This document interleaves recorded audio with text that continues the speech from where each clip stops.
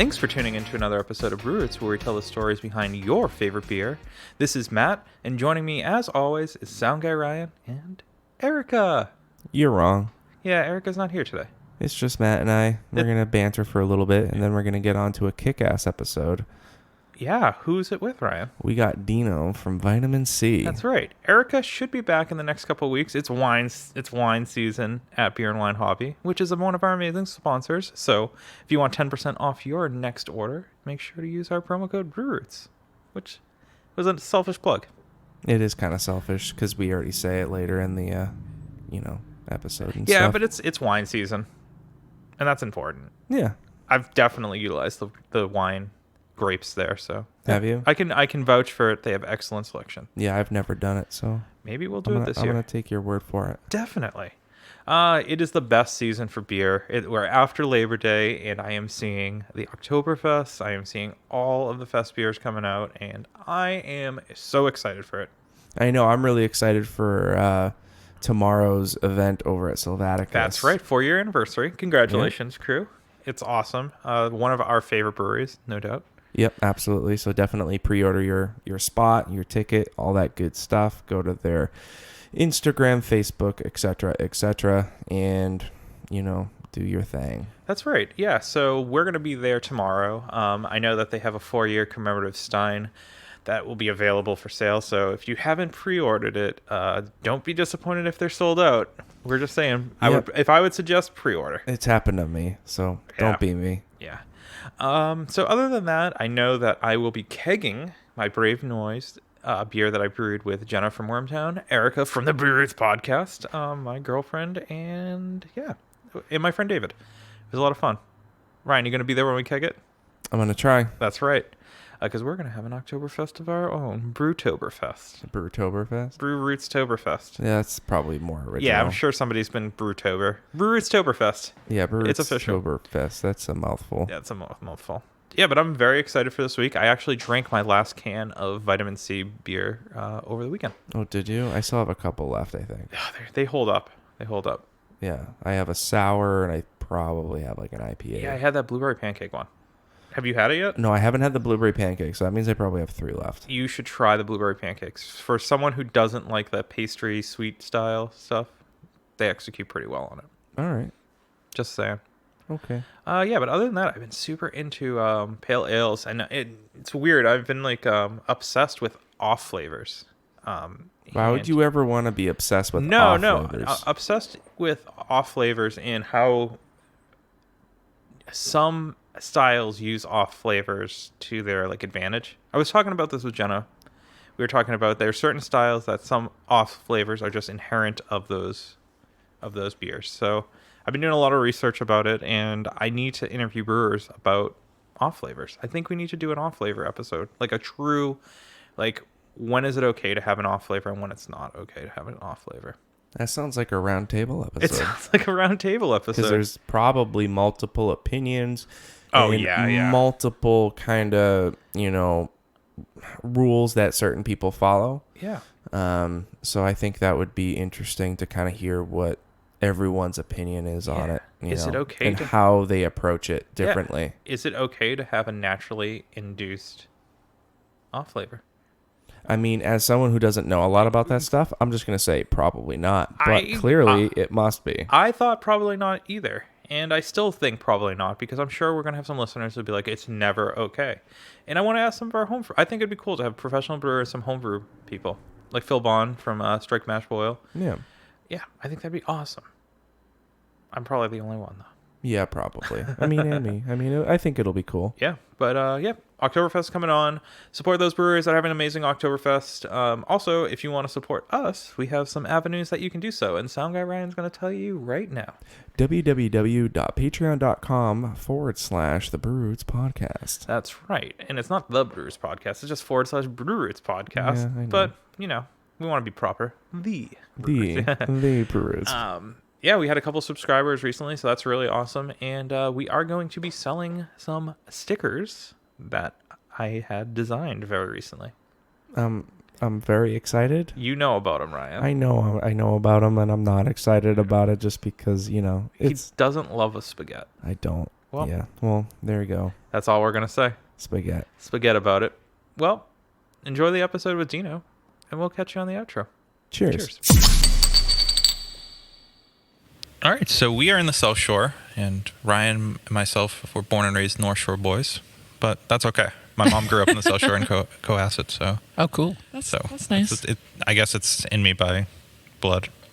Whatever. That has nothing to do with this story. You're a legacy. Yeah, it's legacy, yeah. But the one thing we always said in the podcast, we love the Western Mass beer scene. We love, all the Massachusetts beer scenes, but the South Shore one, when we went a couple months ago and we interviewed a bunch of the breweries, Untold, so on and so forth, we had a great time. Yeah. I mean, the beer scene down here isn't as represented as I personally feel it should be. And one of the breweries that is pretty well known, not only in the South Shore, but worldwide. If you're on Instagram, you probably have asked us to train for this beer at one point, and we've done it legally. Yes. Right? Yeah. I'm taking notes. Yeah, take notes. Yeah. Hey, your beer's getting out there in the market for us, so you didn't even have to ship it. Yeah, we shipped it. All right, so I owe you a thanks. Yeah, that's right. And where are we today, Erica? We're at Vitamin C. That's right. This one's been a kind of like a long time working in the... We've been wanting to do this for a while. It's just been like trying to finagle and plan and schedule this in, and we're really excited to be here. And we're here with Dino. How are you today? I'm great. Thanks for doing this. We are... My pleasure. Drinking a beer already, which... Because why not? The house money. Yeah. It's awesome. I love honestly, obviously, with all of your cans, you have amazing can art, and it's just always so fun. I think it's pretty subpar. No, I'm just kidding. It's really cool. We'll be sure to tell our artist. He meant to say it's okay. It's at best. Superb. Superb. Yeah, it's superb. subpar, superb. Yeah. Sure. Slight slip of the tongue there. Yeah. So a lot of the people out there in podcast land know you guys as, I don't want to use the word hypey, but that's what people kind know. Of a hype Vitamins, brewery. Hype brewery. But yeah. I think what's the difference that sets you guys apart from the hype brewery is you actually are doing it well. So we can start there. Yeah, I mean, I think, hype's very important, right? Like, tell me a brewery that hasn't opened in the past, 10 years that didn't have some form of hype, right? And I think a lot of times people say it's, self-inflicted, if you will, but really I think it's the marketplace that determines the fan base kind of determines the hype. I mean, we were very, very active on social media prior to being open for years, really, to trying to build a brand. But it only goes so far, right? Hype is great to get people in the door, but how do you get them to come back? You got to live up to that hype, right? Yeah, I think at that point it's a question of quality, right? Yeah. And we think that we're doing a pretty good job of that. Yeah, I see a lot of the same faces, week after week. Yeah. So let's back up then. Yeah. What is your role here at the brewery, and your first memory of beer? What is my role? That's a good question. I don't know. I'm Exactly. the guy with nothing to do, which is why I got to do the podcast today. Now, I'm the founder, I guess, of Vitamin C. We started in my basement, some 10 years ago at this point. And I kind of touch a little bit of everything in the business, recipe development, to marketing, to sales, if you will.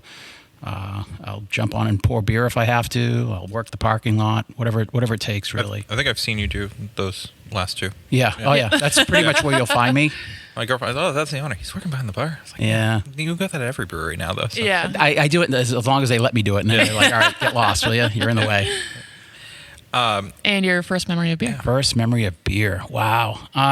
Legally or no? Whatever you want. I don't know. I mean, I guess, Statue of Liberty. I'm going to be 50 this year, so I grew up in the era of, drinking macro beer, right? Mm-hmm. Like everybody else did.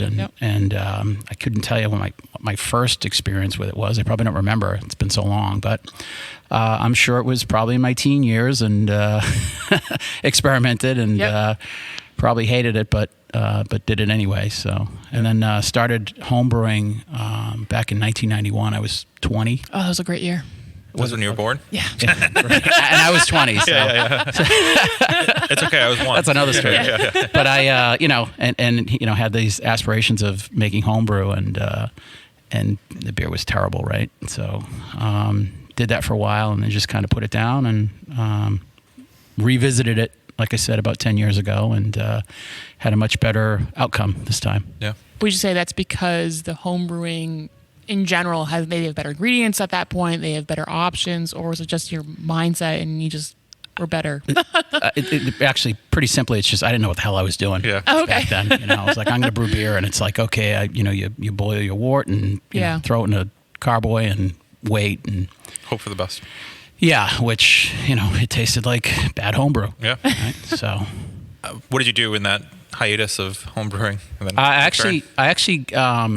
I got into home winemaking, and I did that for about 25 years very nice. with relatives, and uncles and cousins, and my dad, and Italian. Same. I was going to say, I winemaking have always been. seems to be a family. There's a picture family of me at thing. 6 months old, like literally, like pretending to drink wine. Yeah. Yep, first generation, and grew up with wine all around us. I mean, Yep. I had one uncle that would make it every year, and I swear it wasn't even finished wine when we'd get bottles of it. It had like tin I know foil those instead of a cork. stories. Yep.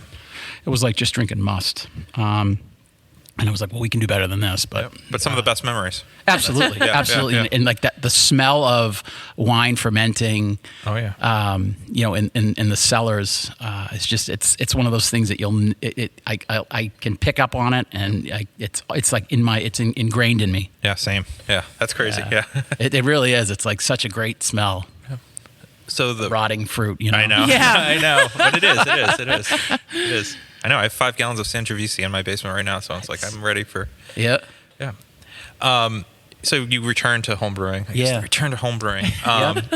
There's something with a blue cooler. Yeah. Yeah. It's actually It's up here, mounted up on the wall there, Yeah. so nobody would steal it. But I it's a see. piece of what do they call it? Bruyana, or Yeah. I don't know how you spell it, how you say that. But so we were home brewing. We started in my kitchen, and then from there moved out to the front porch, and then from there moved down into the basement because it was getting cold out. Bought a 1-barrel electric system, which we actually still have in rotation today. We use it as our pilot system. And we would brew, like I said, every weekend. And we bought a little manual can seamer, and we would just can our beer. We'd can 10 cases a week, and we'd give it out to friends. And so we'd stick it in the blue cooler, and they'd come by and grab a 4-pack, and they'd leave a 4-pack or whatever. And then they'd tell their friends, and then it just kept compounding out. And It got on social media. what's that? It got on social It media. did, at yeah, that point, but like worldwide, it was Yeah. really crazy. So, we had like all these people, like I'm such and such's cousin, or I'm such and such's brother-in-law, or whoever, and I'm going to be in the area. Can I come by? I heard that if I leave a 4-pack of beer in your cooler, I can have a 4-pack of yours. And it just became this like, That's honor insane. system. If you That's will. so Yeah, cool. it was crazy. But people would be like, well, I don't have any beer. Can I give you like a bottle of wine? Or it's like, you don't have to give us anything. Whatever. Yeah. Yeah. Just don't give yeah. us money, right? Because we Yeah. don't want to get in trouble. But we'd get like a block of cheese or a box of donuts or, Yes. whatever. And it was pretty cool. But then it just it kept getting bigger and bigger and bigger. And people worldwide would like come by, and, it was crazy. We were just kind of like, how the hell are these people hearing about us? So the we was what, you, Peter, Josh, and Rich? Yeah, we there was a myself, and then there were three others at the time. So yeah. Yeah. Wow. When did that become, I'm sure your family was like, listen, you either like piss or get off the pot. Like, when did they get to that point where you're like, all right, I need to It's open a brewery, worldwide, or, like, right? I Was think it it was ever- more of our friends that kind of coaxed us into it. It was like, listen, you got to do something with this. Like, that you're onto something, And they kept. It's one thing to you give your friends your crappy homebrew, and they drink it and they smile and It's the spit best it thing out in when the you world. don't. Yeah, Yeah. oh, this is great, Yeah. But then when they'd call you and say, hey, you got any more of that, And we would get like the same repeat offenders. So we were like, all right, maybe there is something there. Yeah. And then we just said, okay, let's write a business plan. And it took a while. I mean, it's really like, it's not like you just have the aha moment one day and a light bulb goes off and you're like, I'm going to open a brewery. It doesn't, it's scary as hell. Yeah. I mean, I have a family, I have a mortgage, I had a job. Just to say, I'm going to. Just to leave all of that kind of. Yeah, like, thankfully I haven't left any of it, but Right. so, so we got together and wrote a business plan and tried to, look for a space, which is hard, and it's kind of weird. It's like you can get your licensing if you have a space, but you really can't get your space unless you have your permitting and money, right? Yeah, like we had no money, right? So because who does at that age and stage? So, and but we were able to get that business plan going. We went and talked to a bank, and they were just like, "Sorry, but." No. Yeah. I was like, well, thanks for the practice, you know. But they were cool because they called us and said, hey, you know what? We know another bank that actually would deal with a startup like yourselves, and that's what they specialize in.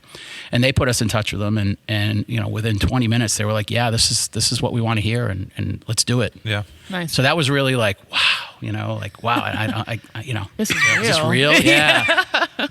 As Ryan, Eric, and myself are homebrewers, what were you doing right to make your homebrew something that someone wasn't just like, this is shit, you know? I don't know. I'm not convinced that it wasn't shit, but I guess you know, we've talked about it a lot. I've talked about a lot about processes. You know, trying to emulate what professional breweries were doing as best as you can at the homebrew scale, right? Yeah. Of course, you know, yeah. fermentation, temperature control, and you know. Minimizing oxygen intake, things like that. Really, you know, paying attention to technique, temperatures, again, you know, both on the hot side and on the cold side. Trying to get quality ingredients was important. You know, buying the right equipment. Like every time an event came up, whether it was a birthday or Christmas or whatever it was, my wife would buy me something. And it's like, what do you want? It's like, how about another fermenter, you know? Or, how about a glycol chiller, you know? So romantic. But what you wanted. But you knew. yeah, I mean, and you know, it's funny because all that stuff, like I said, is still in use today. So it's It was an Which is investment pretty in you. amazing, Definitely. considering how large you are at this point, or at least how large you seem. Yeah, right? that's a lot of smoke and mirrors. Now we're bigger than we were, but we're still small. We Yeah. still consider ourselves to be like home brewers, right? Yep. Humility goes a long way, I think, in this industry. Mm-hmm. For sure. And I think that also helps with the willingness to constantly learn and educate yourself, which is why we do a lot of collabs. You know, Yeah. we're always learning something, and I think when you lose that, I think you kind of lose a part of what people like about you too. You know, like Definitely. these guys, The it charm. hasn't gone to their head. Yeah, you know what I mean? Yeah. To sidetrack kind of the name Vitamin C, I assume that's a play on the actual vitamin, or No, it's actually. So I live in Hull, which is a little beach town, you know, by Okay. the ocean, and you know, worked corporate America my whole life, and just, you know, I drive home, and it's like the minute I make the turn around the bay, and you know, smell the salt air and just see the water, it was like, okay, decompression, and you know, this is like Gotcha. my happy place. Yeah. So that was kind of what started the whole thing.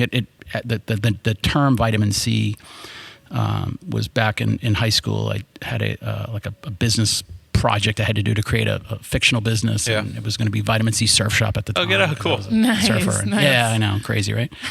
And so I just always knew that something, you know, that name always stuck. And I Yeah. was like, you know, someday it'll be something. And when I was trying to come up with a brewery name, so what about Vitamin C Brewing? And people either loved it or hated it, but thankfully more loved it. I was gonna guess. say I love it. Yeah, it's a Yeah. full name. Yeah. It seems to lend itself well Especially to for the what we do. area? Sure, Yeah, yeah. yeah. Like, I mean, people don't realize it, but you know, Weymouth actually touches the ocean. You know? So, So before we get into what you guys are brewing on here at the brewery and kind of some of why the allure is here, why do 200,000 people line up every weekend to get your beer? I don't know. Well, we're going to get into Before we it. get into that. Before we get into it, here's a word from our amazing sponsors. Take it away, Sun Guy, right?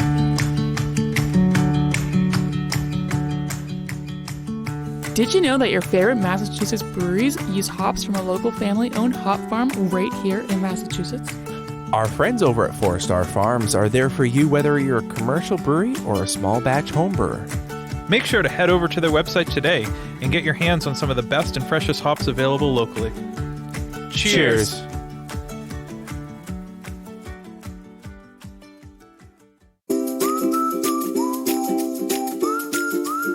At our local homebrew shop, Beer and Wine Hobby, you can get everything you need to make beer, wine, cider, cheese, and more. Not sure where to start? They have knowledgeable staff there to help. Beer and Wine Hobby is family-owned and located in Danvers, Massachusetts. Visit their website, beer-wine.com, and use our promo code BREWROOTS for 10% off your online order today.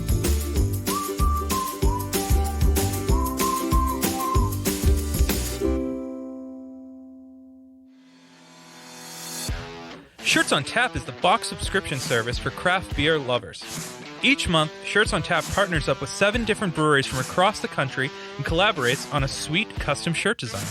We've been teamed up with Shirts on Tap since the inception of the podcast and are proud to announce a new promo code for all of our listeners. To get your first shirt for $5 off, go to the link in our description below and use the promo code. And remember, drink better beer, wear better shirts.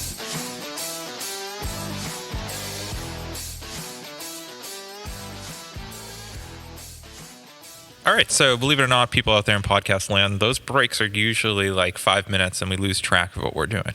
But I didn't lose track. Matt's really focused today. I'm pretty focused. I lost track. Ryan's not. Yeah. So we asked on the other side, are you still brewing on that 10-barrel system that you guys originally started with? Or what's the system you guys are brewing on right now? Yeah, so we opened with a 10-barrel brew house, 3-vessel steam-fired from Deutsche Brewing down in North Carolina. We still have that. We've certainly expanded our I'd say so. Yeah. fermentation space, yeah. and we've got a lot more tanks that we've added since then. But and then we also still have that 1-barrel system that we homebrewed on, and like I was saying, that's our pilot system, which we used to do test batches, which kind of helps to feed the tap room for some different varieties. So yeah. Any advice to people who are opening a brewery that says like, I want to start with a 10-barrel system? Should I maybe splurge and get the 20-barrel or 15-barrel? It's boy, I mean, if you can afford it, I would say, we struggle here. It's either a 2-turn or 3-turn day, right? Yeah, a long day. Yeah. So it's Bigger is better. Bigger is better if you can, Yeah. I know a lot of guys that started with 15s and 20s, and they seem a lot happier. I guess they have shorter days. But then I think what happens then is you're like, okay, well, I'm going to just buy, 30-barrel tanks, 60-barrel tanks. Right. So it's no. all, yeah. So where do you stop? Yeah, where do you stop? Exactly. I mean, what we said was, we weren't going to go any smaller than the 10-barrel, and that was advice we'd been given from some different breweries, just because we are trying to make money. Yeah. You invest a lot in a business like this, and you do need to make your money back. And seeing how other breweries that had opened prior to us, some guys went on smaller systems, and again, you do what you can, right? But we just said, you know what, we want to try and get a return quicker than as quick as possible, I guess. But which still takes time. But so we said we'd let the business determine, how we would grow. Like we could do it organically. Like we don't have investors. We don't have people that we have to answer to say, well, where's our money and where's this and where's that. Right. Nice. So we can let the public say, yeah, all right, you make more beer. Like you're selling out. And You are. We've always played catch up. Yeah. It's just until recently now really where we're starting to kind of get into the groove. But now that we've opened back up, I know that's going to change again. So we'll have to see about possibly adding more tanks at some point. Yeah, and talking about what the public wants. Let's talk about what the public wants. You guys seem to brew or be known for brewing, a certain style of beer. Fruited sours. We have the milkshake. Yeah. New England IPAs, milkshake IPAs. Hazy IPAs, right? New England style IPA, I guess. Pastry stouts. You want pastry stouts, fruited sours, and we do some traditional stuff. Not much, but it's not who we are. Not that we're against it, or we know who we are. We know what people come your here fans want. Yeah, we know what they want and what they come to, and we don't begrudge anyone for brewing crazier stuff than us or brewing traditional stuff. I mean, it's all beer. So the beer purists. I know. I don't want to. No, but it's a fun discussion. It's a fun discussion. Sure. Yeah. We hear all the time. People are like, "Oh, you're." We used to try to get Ryan to Those drink pastry cereal stouts or the pastry cereal stuff. stuff, right? Yeah. And That's not beer. there's some people, right? And there are people. Oh, that's not beer. What's your response to something like that? I think, and I've said this since day one, that beer is fun, and beer should be fun. Yeah. And by fun, it could be a Helles lager, or it could be a beer with Fruity Pebbles in it. Yeah. And I think let the public determine what it should be. I mean, who am I to say that this is what you need to drink? Yeah. Right. I mean, Yeah. we have an ESB on right now, Yeah. and we're crushing it. And we're on like batch 3 already. and people are coming in for it. So for a brewery like us that's not known to make traditional styles, crazy. right? Yeah. It's a good summer crusher, right? Yeah. I think there's a lot of breweries that are known for that's traditional styles that don't brew ESBs. So Yeah. So, I don't know. We try to worry about ourselves, I guess. If I have the time to worry about what everybody else is doing and what everybody else is brewing and all that, other than our friends, which is because we need, content to bust their chops about. But but other than that, it's like, then clearly we're not doing something right, So listen, we go to different breweries all the time and we'll drink different beer. I personally... You're not only obsessed with one style. Yeah. No, Yeah. and hey, what do? We always drink lagers, right? Like every time we go to another brewery, we're there probably for a good amount of time, so we're going to have a lager, right? that was the first thing I asked you. Yeah. What's Yeah. the later? We're barrel aging stuff now, and we're starting to do some mixed firm, which is, very difficult, and I'll be the first to admit it, and we call on our friends in the industry and collaborate and try and find out what we're doing wrong, because we know that we're not perfect. We're far from it. And, we just always want to improve. Why do you think people like fruited sours, pastry stouts?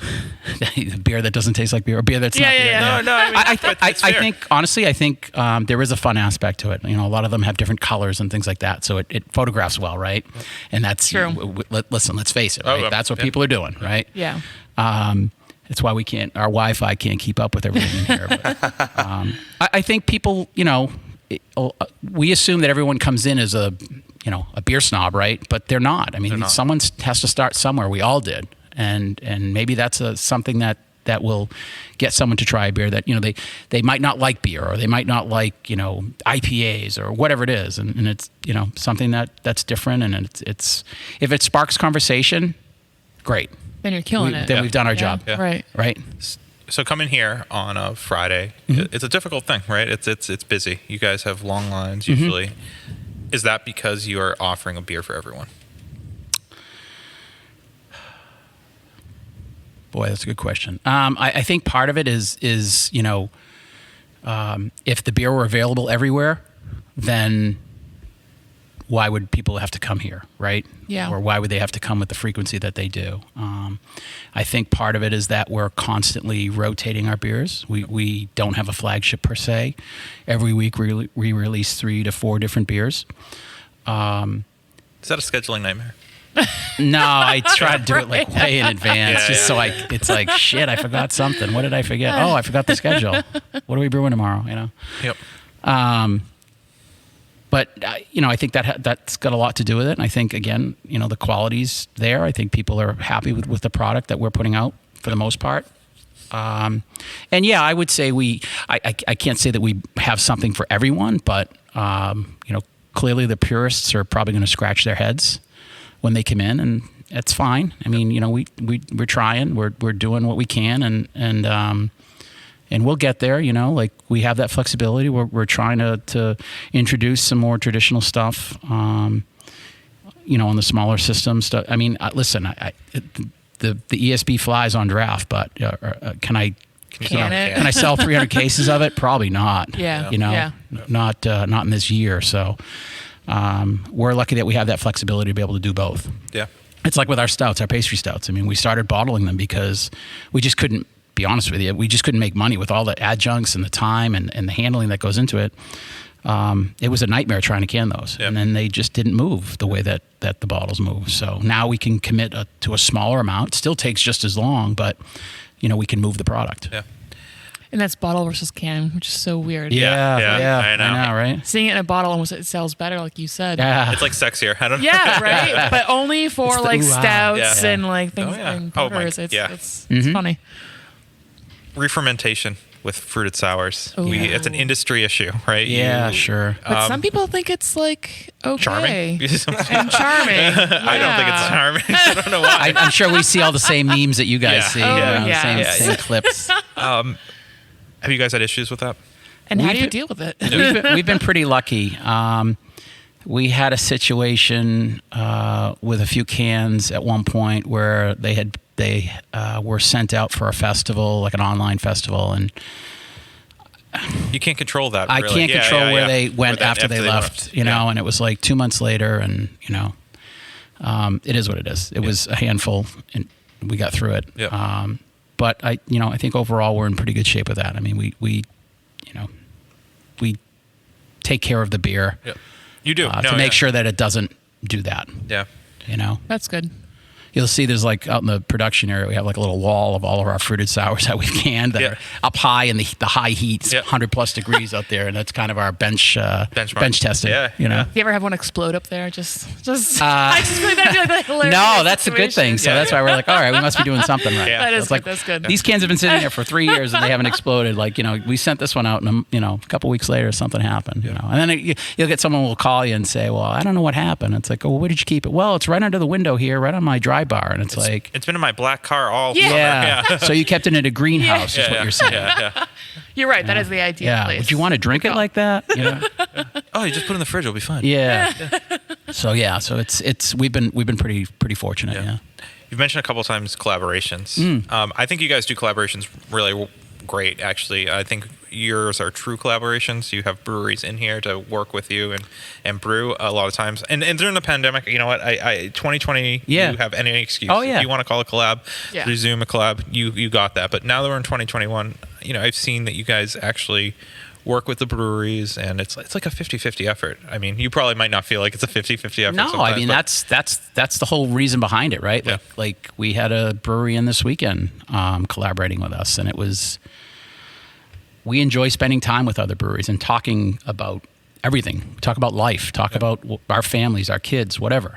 Best practices, music. Yeah. I mean, people think that you just collaborate for the sake of collaborating, and it's the beer and that's it, and it's not. I mean, all the other stuff that goes around it is what makes the beer as special as it is, right? Yeah. I mean, we have a lot of friendships that we've built in this industry, and that's why we collab with these folks, because it gives us another opportunity to spend time and enjoy each other's company. I mean, we don't just collab for the sake of collab. I'm like, we'll have people call sometimes, like, we need to do a collab, and it's like, hi, Yeah. like, we don't even know who you are or anything, and that's That's cool. We'd love to meet you, like come in or whatever, and let's hang out and see if there's a fix, a good fit, I should say. But organic approach. Yeah, not just let's go on a date. Like. I know. I think in this world of like Tinder, people are so quick to like swipe right and all this Yeah. stuff. It's like Right. vitamin C or like I know. Well, it should be Great. less about the name of the brewery you're collaborating with and more about the experience. actual What you collaboration, gain Yeah. from that. Yeah. Like for you, Yeah. you're focused really, I think, on the education and just like Hell the yeah. humanity of it, right? I don't know what the hell I'm doing. So yeah, Yeah. Hey, no, and that's the other thing too. It's like we hear horror stories about certain breweries will collaborate with friends of ours, and it's like they're in there and they like got their camera and they're photographing recipes and stuff like that. It's like, what are you doing? Like, God. like, guess what? It's not going to taste the same. Seriously. Like, make your own beer, make your own product. Stop it. So in talking about collaborations here, we're now currently drinking your recent collaboration with one of your good friends. Other half. Yeah, Yeah. So It's their other half. that's the other You can't make that joke. drum roll. yeah. Yeah, that was a release that we did. We opened on a Sunday, which is something we said we'd never do. You and Chick-fil-A. No, I'm just kidding. Yeah, right. Well, there were memes going out this weekend. Yeah. It was like I don't know if you saw all the Chick-fil-A signage on our tap room. It was pretty cool. Yeah. We'll get those guys for that. That's funny. That's funny. Yeah, it was pretty funny. But we kind of had a long-standing joke. We give them a hard time about their strollers because of people always bringing strollers into their tap room, and we tell everyone we're stroller friendly, and then they would pipe in whenever we do a post like, "Oh, are you open on Sunday?" or "Oh, you're still not open on Sunday?" or "When are you going to open on Sunday?" Sunday. And it was just kind of a long-standing thing, and it's no secret, but those are our good friends, and when we'd do festivals together, we always break bread and hang out and have a lot of laughs and a good time, and we just used that word organically before. It just was kind of like, hey, what if we set it up to have you guys come up and work a Sunday, and that's they must have shit themselves. They must have been like, hello. This is funny. it was great. Yeah. I mean, they just they're just such great people down there. They've helped us out so much. And it helps they through make the years. pretty decent beer. Yeah, I'd say. I wish I made I wish our beer was as good as their worst beer, right? Yeah. But they, so we just said, hey, if you guys want to come up and work it, we started posting about it. Like then we'll open on a Sunday, and it happened that we had an upcoming collab, and we figured the timing was right, and yeah, they worked. They were doing cans, and they were pouring drafts. It was fun. That's cool. That's we had awesome. a great day. Yeah. It was an awesome Sunday. Yeah. Other than not being with my family, but Right. So no plans to open on Sundays? Not right now. I don't know. We'll see. It was a great day, so it's. Stay tuned for more. Yeah, I mean. I have to ask the question. They paid me to do it. Yeah, no, I know. Maybe we can do like a salary split with other half. Have them keep coming back. Are you guys struggling to find help right now?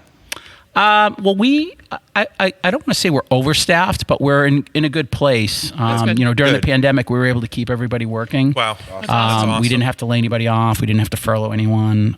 Everybody got as many shifts as they wanted, and if they wanted more, they certainly could have had them too. Jeez. That's really nice. Congratulations. That's awesome. Yeah, it was pretty cool. Like we were committed to that. We didn't want to lose anybody because we have such a great group of people Yeah, here. very I mean, well-educated staff, yeah. We are a family. We have that one beer called, One Big Happy Family, and that's just truly how we feel. So, Is that partly because, again, your can sales are very popular? Like people were just buying need your people cans to man that throughout stuff. pandemic. yeah, I mean, Yeah. can sales were what kept us alive during the pandemic, Yeah. but we did well. I mean, we probably did better than a lot of others. People just came out to support us in droves. It was unreal. I mean, it was really like, wow. Do you think your success...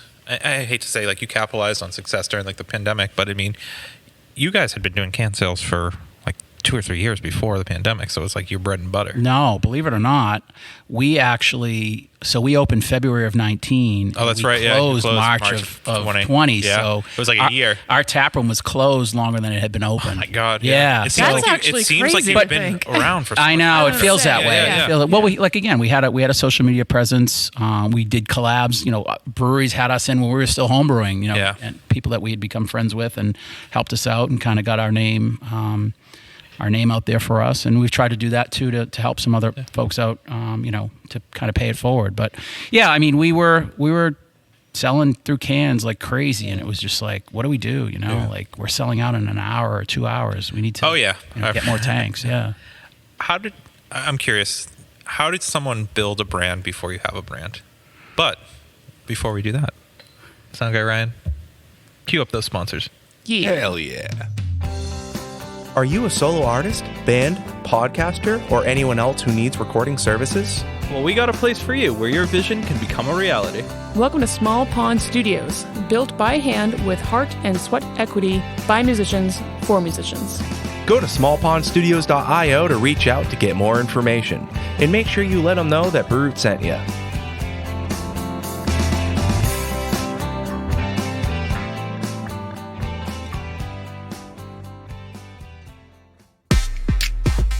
Hey, Sound Guy Ryan here. Didn't know if you heard, but we're a part of the Hopped Up Network. There you'll find other informative podcasts about beer. So go ahead, follow them on social media, and visit them on their website, hoppedupnetwork.com, to learn more about the people, beer, and breweries from around the country. And until next time, thanks for listening. Cheers.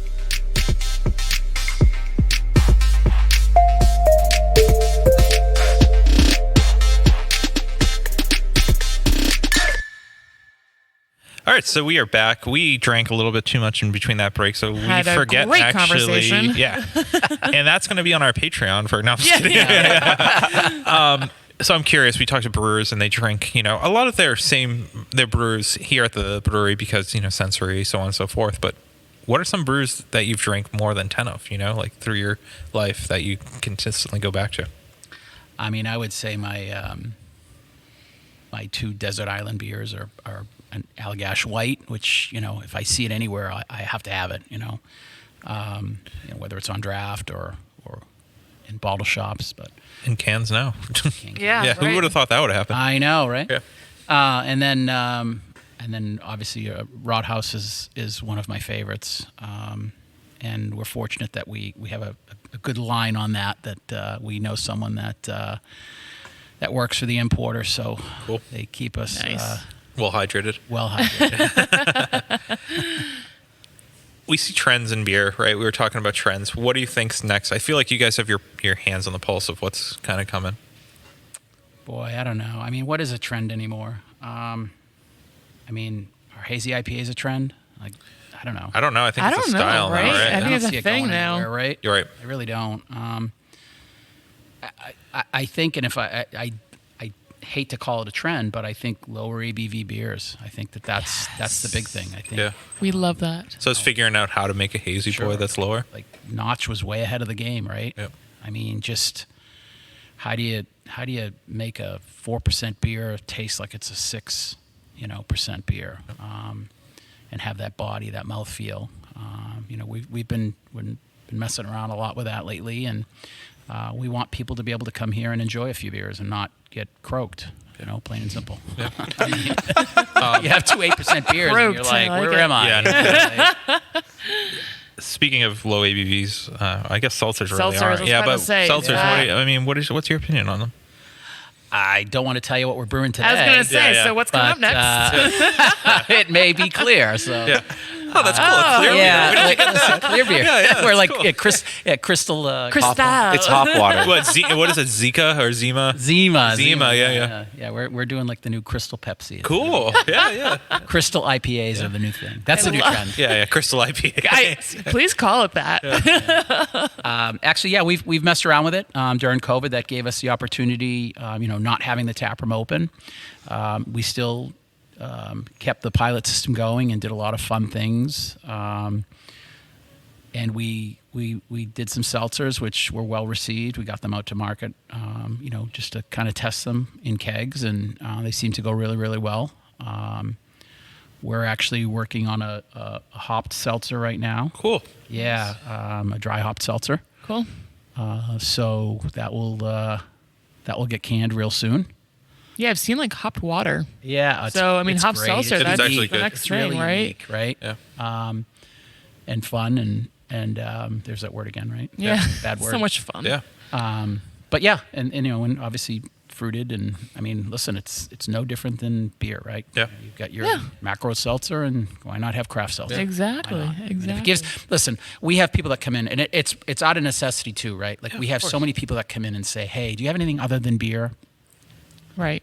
We're a brewery, so you don't have seltzer, you don't have this, it's like, well, we have ginger ale that Yeah. we make. You want that, But if you can offer them something different and keep them here, Yep. I think it's what's wrong with that?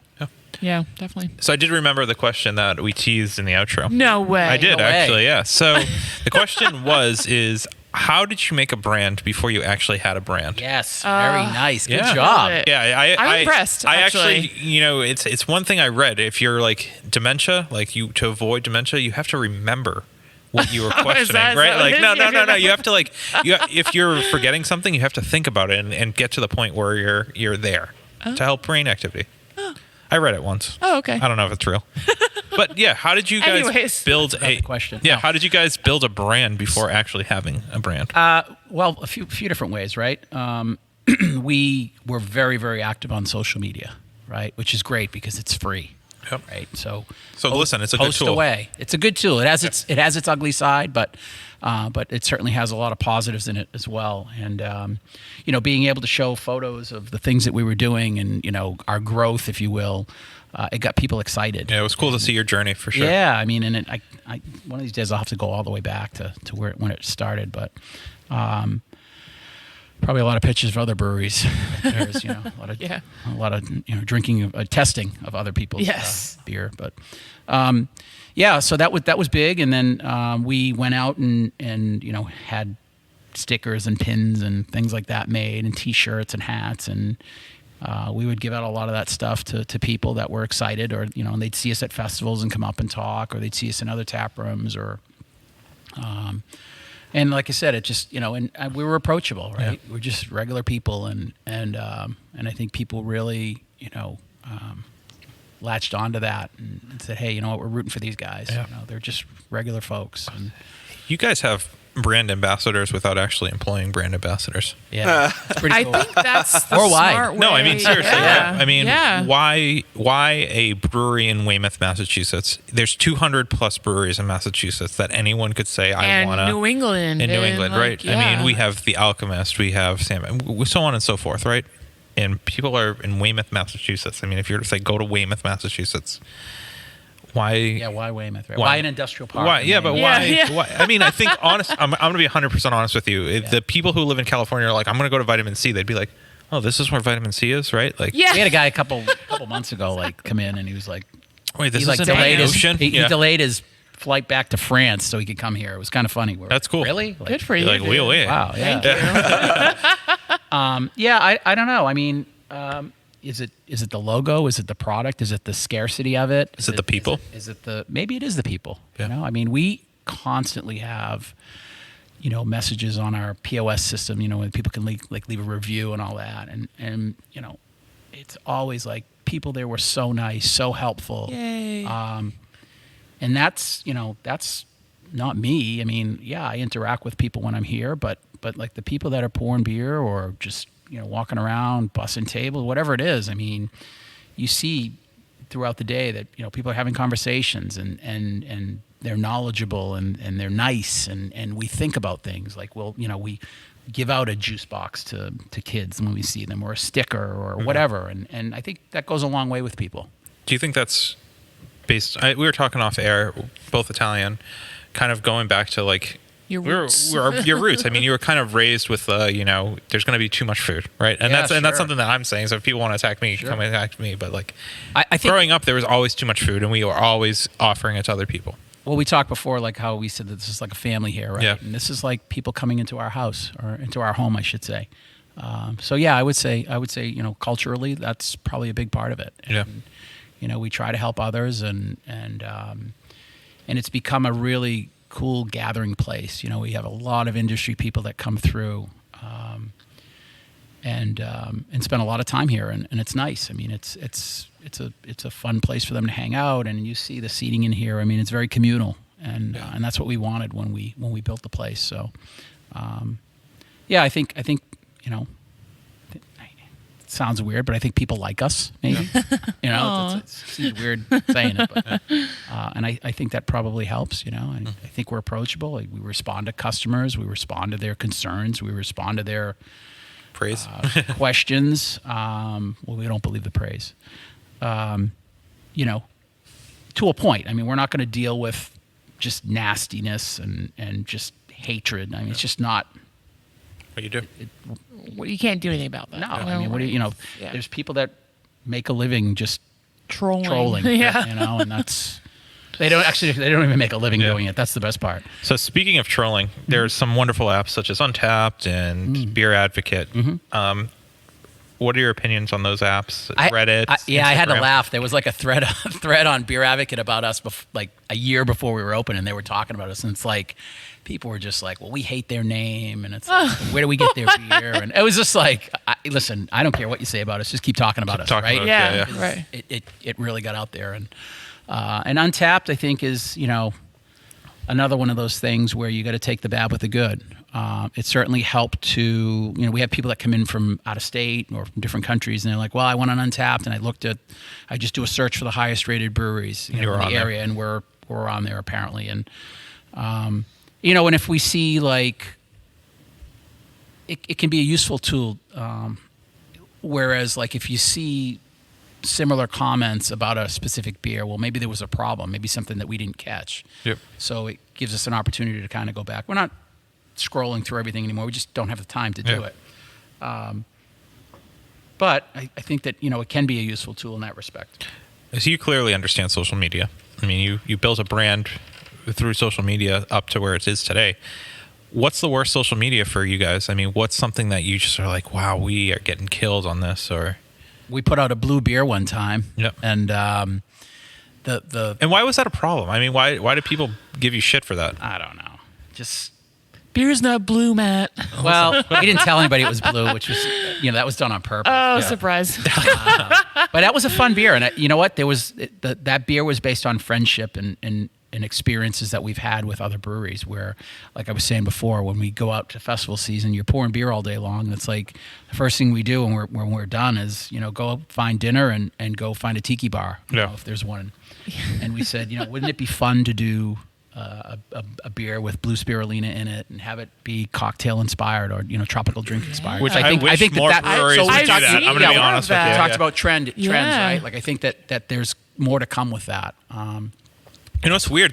People were doing that for a while with sours. Yeah, we've And done then like they a Scorpion stopped. Bowl Yeah. one as a collab, and with some of the same folks. But the beer looked great.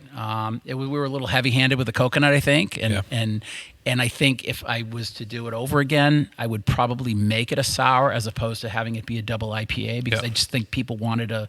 They couldn't conceptually wrap their brains around it. Yeah. So it was like, you use What's Untapped. a blue IPA? It was like 0.25 or 5. There was no in between. Yeah. But it was a fun beer to make. I don't regret it. We took a lot. It's you make a beer like that, and you really see the depths of where people can go with their creative, colorful comments. Yeah.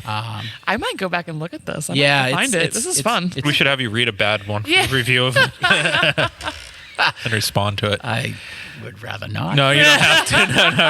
No. Off the air. Yeah. We used to do those, so it's hilarious. But yeah, I mean, so that was that was one that I'd like a do-over on. Yeah. I think, and but it was fun. Do you feel like Facebook, Twitter, or Instagram, is there one that's just more toxic for you guys, or more like beneficial to you? I think Twitter's very, very toxic. I agree. Yeah. I agree. 100%. I'm not that active on Twitter in this. I mean, I don't really post on Twitter. It's usually just a cross post from our Instagram posts. Yep.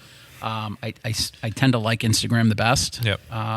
The visual aid is Yeah, and we use that a lot for everything. I mean, I don't even have my notifications turned on for Facebook. I mean, for my personal one either. So it's like I go, it's like I use sent you a Facebook less request. and less. Yeah, I every noticed year. that, which is kind of funny because 5 years ago I was It's like, all "Geez, used, how do we? yeah. How do you? Yeah, how we groups do and without groups and this?" groups. Yeah.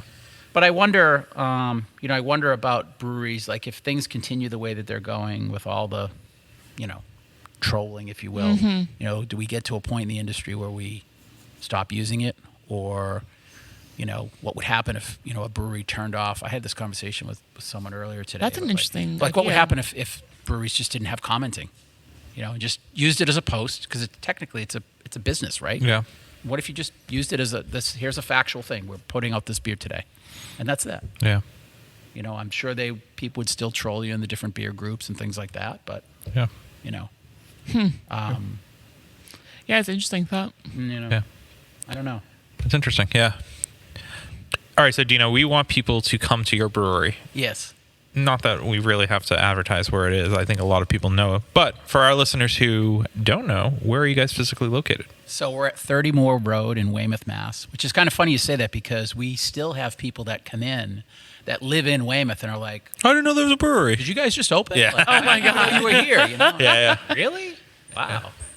But we're 2 minutes off of Route 3. Yeah. On your way to the Cape or back from the Cape. And we're open Thursday, Friday, and Saturday currently, 12 to 8 for on-site pours and merch and cans to go. We do rotating food trucks. We'll see about expanding hours at some point. We're just kind of trying to find our way back into normalcy here and see what people are going to do, because it's been very, very unique since we have opened back up. We're still trying to wrap our heads around the Back to trends normalcy. of Yeah. consumer. It's really awesome to see the tap space where, in 2019, I remember being in a line and getting your beer and being like, fingers crossed, I hope you still have beer. And then seeing this tap space, which is beautiful. I mean, you guys have done an awesome job with... Definitely. A lot of thought went into it, right? Oh, I can tell. Yeah. We wanted it to still have that industrial feel, but we warmed it up too, if that makes sense. I would actually agree with that completely. Yeah. Yeah. And it's just cool to see the growth that you have done. And we're going to use that word again, organically. I don't feel like you are a brewery that's reaching out to every brewery and saying, we need to do a collab, or we need to... I mean, you guys aren't social media... You have a presence on social media, but I mean, at the end of the day, it's no more or no less than any other brewery. It's just you've caught, I hate to say, lightning in a bottle, and congratulations for that. Yeah, we've been very lucky. I'll call it luck, because I mean, there's breweries that open up every day. Yeah. Yeah. Especially in Massachusetts, yeah. Yeah. But for whatever reason, people have really, gravitated towards us and said like, you're our brewery. And that's a good feeling, It means that what we're producing, what we're doing, like people are enjoying it. And as an artist, which is really what we are, I mean, you can't ask for anything more than that. Yeah. I think people gravitate towards people. And it's easy to like you. I've never met you before, and it's easy to like you and talk to you. And I should have known this. We have a mutual friend, Mike.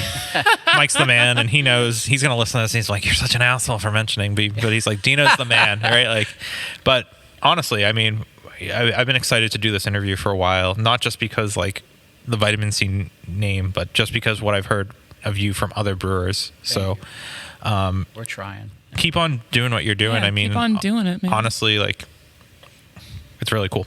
Thank you. Yeah, it's been a crazy ride so far, and who knows what the next phase will be, but Dino's Vino size. That's what I want to hear next. Yeah. Let's start working on a winery. Yeah, that's right. Let me know. Great, just what I need. Another headache. Your wife's gonna listen to this. She's like, no, you're sleeping on the couch. No way. Couch. That's where I'm at now. Oh no. No. Out on the front porch. Yeah, there you go. Do you have heated seats, cold seats? Yeah. Cool. Well, Awesome. Do anyone have any other questions? Just lastly, what would you like to learn more about? Mixed firm. Boy, that's something, like Yeah. I said before. I mean, it's something that is a whole other animal, and I enjoy it because I enjoy drinking it. Yeah, it's great. And, it's definitely a passion project for me. So we'd really love to, it's a matter of finding the time too, but really love to expand on that and Definitely. And see it grow. Because I think I'd love to get to the point where we're doing, on-site, pours of mixed firm. That'd be awesome. Yeah, I think it'd be really, really cool. So Yeah. yeah, I Cool. mean that's Yeah. Awesome. Well, we know a lot of our listeners are based in Massachusetts, and every complaint is, that's in the South Shore, that's in Western Mass, that's in the North Shore. Literally, Yeah, you can get just- through Massachusetts in 3 hours. There are places in Texas that, like, you can't get to the next brewery in 2 hours. Right. 2 days. 2 days, yeah, seriously. Make sure you make your way down to the South Shore. Make a trip. There's a ton of breweries really close to each other. I So mean, make there's a day, I think make an 12 afternoon. breweries Yeah. on this Route 3 corridor from Yeah. Braintree to the Cape. I Yeah. mean, Or don't even go all the way to the Cape if you don't want to. Yeah. There's But plenty of other breweries that are there's before the so Cape. many. I Yeah. mean, and they're all right off an exit, so Yeah. you could make a Exactly. weekend or a week out of it of just visiting breweries down here. It's really it's a really cool Scene. scene. Yeah. So it's a cool scene, like Gino said. Yeah. And make your way down here. Vitamin C, I do have to say, come early because they will sell out. And that's a good problem to have. Yeah, But you're doing good. You're trying. We're trying. They're We're getting better. better at Yeah, that. yeah. And who knew 3 years in we'd still have lines, and but That's a good problem to have, my friend. Yeah. it was nice to see it this weekend, see everybody out here, smiling and happy, and thanking us for being open, which was cool. That's Yeah. what it's all about. And check out the tap space. It's beautiful. It's definitely awesome. Like, there's a lot of effort that went into this, and For sure. it's beautiful in here. And do not steal the blue cooler. It's up on the wall, Damn it, but just don't do it. just look at it and take a picture. Right? You don't want people stealing it. No, that has sentimental value. Of course it does. It's, Cool. Perfect. Well, And I'd love to talk to you again in the future. I think be there's a great. lot of stuff I think we should talk about probably with the beer industry. So, that would be great. Yeah, Cool. I'd love to have you guys back. So anytime. Awesome. yeah. Cheers. Cheers. Thanks.